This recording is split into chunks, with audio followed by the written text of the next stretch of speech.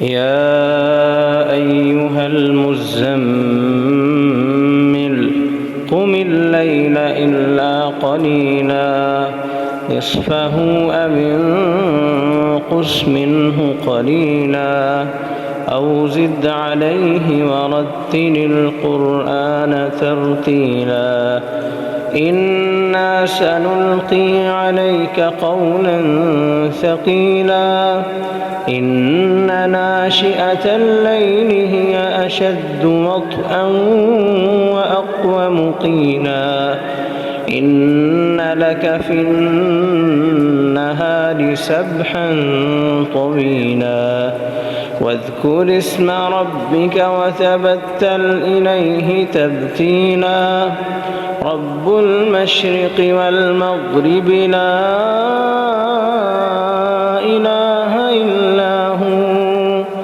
لا إله إلا هو فاتخذه وكيلا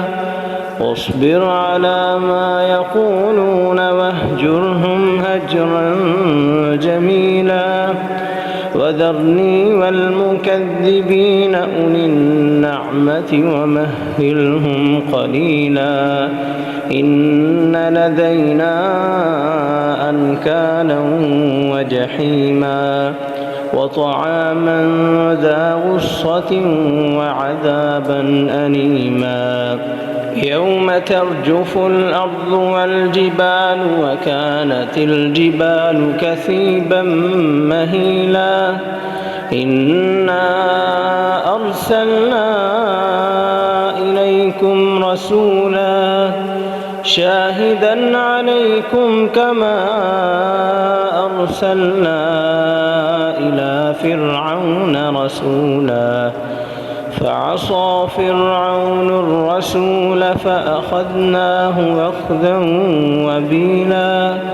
فكيف تتقون إن كفرتم يوما يجعل الولدان شيبا السماء منفطر به كان وعده مفعولا إن هذه تذكرة فمن شاء اتخذ إلى ربه سبيلا إن ربك يعلم أنك تقوم أدنى من ثلثي الليل ونصفه وثلثه وطائفة من الذين معك والله يقدر الليل والنهار علم أن لن تحصوه فتاب عليكم فاقرؤوا ما تيسر من القرآن علم أن سيكون منكم مرضى وآخرون يضربون في الأرض يبتغون من فضل الله وآخرون يقاتلون في سبيل الله فاقرؤوا ما تيسر منه وأقيموا الصلاة وآتوا الزكاة وأقرضوا الله قرضا حسنا وما تقدموا لأنفسكم من خير